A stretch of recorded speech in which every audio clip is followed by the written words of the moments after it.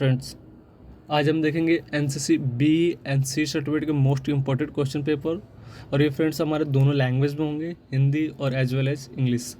तो आज की शुरुआत एक नए थॉट्स के साथ करते हैं। और positive minds finds opportunity in everything, whereas negative minds find fault in everything. एक सकारात्मक दिमाग हर एक चीज़ में आगे बढ़ने का मौका ढूंढ लेता है और एक नकारात्मक दिमाग हर एक चीज़ में आगे गलतियाँ ढूंढ लेता है। चलिए फ्रेंड्स, पहला को वो देखते हैं, 10 नंबर का है। फिल इन द ब्लैंक्स है। सलामी शस्त्र is given to the rank of major and above.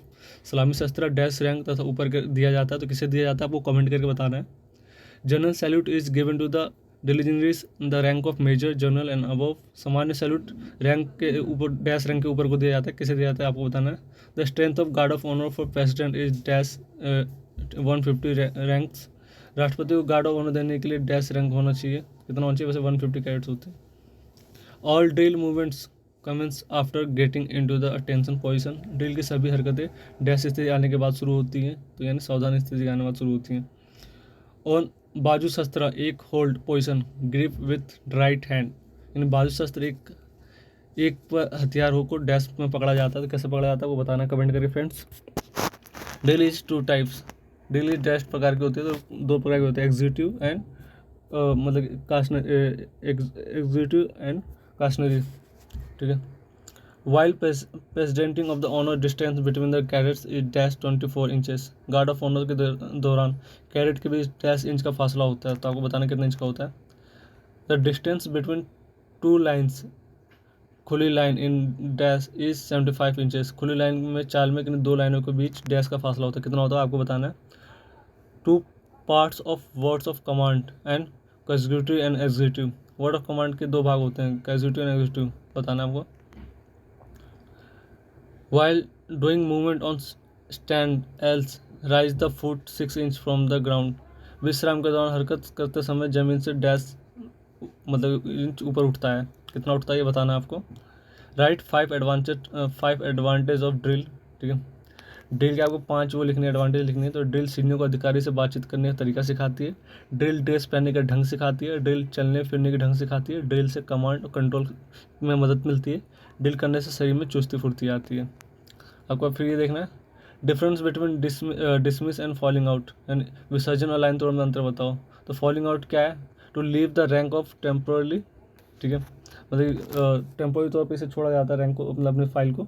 The word of command calls the drill temporarily. उसके बाद डिसमिस में क्या है, a word of command for closing drill और डोनेट फ्रेट्स कम्प्लीटली ट्रिमिटेड। हाई चलते हैं, फिल इन द ब्लैंक्स, रिक्त स्थान भरो, ठीक है। देखिए स्लो मार्च धीरे चाल में, ठीक है, length of pace in inch, कदम कितना लेते हैं 30 इंच लेते हैं। और पीस और मतलब पीस इन मिनिमट कदम प्रति मिनट कितना चलते हैं, तो 70 इंच का लेते हैं। अच्छा, क्विक मार्च में ये 30 है और 120 है। आगे चलते हैं friends.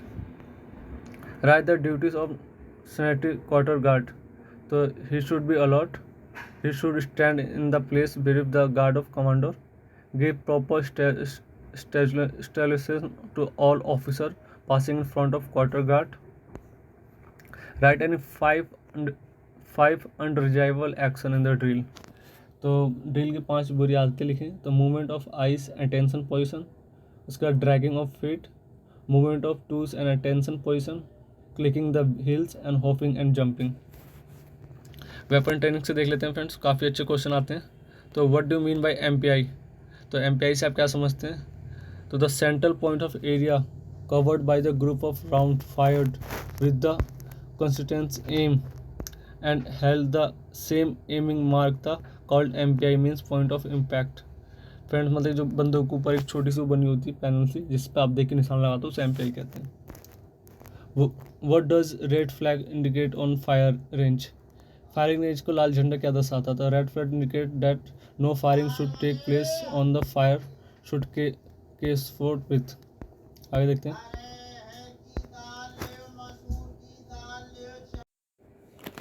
Friends. Write characteristics of 7.62 mm SLR as a फ्लोंग।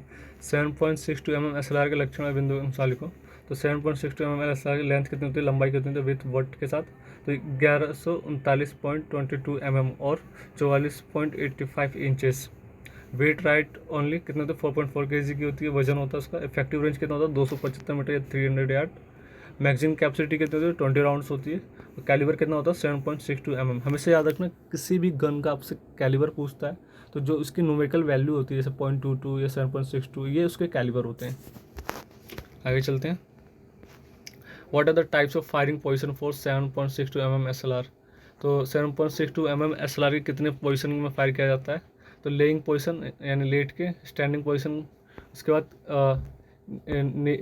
किनिंग position मतलब घुटने पे बैठ के, सिटिंग क्वार्टिंग पोजीशन बैठ कर पोजीशन। उसके बाद in what order is rifle stripped. राइफल किस काम में खोला जाता है, तो bayonet, sling, magazine, piston, breech and block and side firing, pin and trigger. What are the main reasons of the stoppage in 7.62 mm LMG। तो LMG की मतलब रुकावट क्या क्या हुआ है, तो एम्प्टी मैगजीन होता है, उसका इन्फ्लुएंस गैस होते हैं, ब्रेकेज ऑफ एनी पार्ट होता है, किसी पार्ट का टूटा होना, और डर्टी चैम्बर होता है। इसके बाद आगे चलते हैं फ्रेंड्स, और आगे देखते हैं।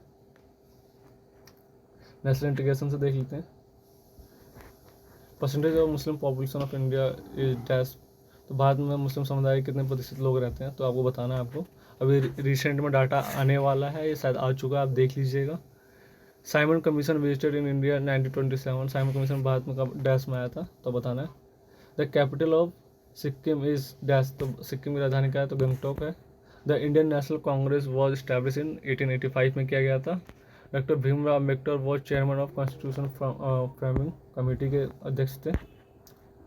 How can NC can contribute the maintaining the national integration. ठीक है, तो integrate people of the different state and religious, helping the fighting social and cultural, economical and problems, help in keeping environment clean and green, to develop virtual morality, include sense discipline among the countrymen, contribute in research and development, rejuvenate political leadership।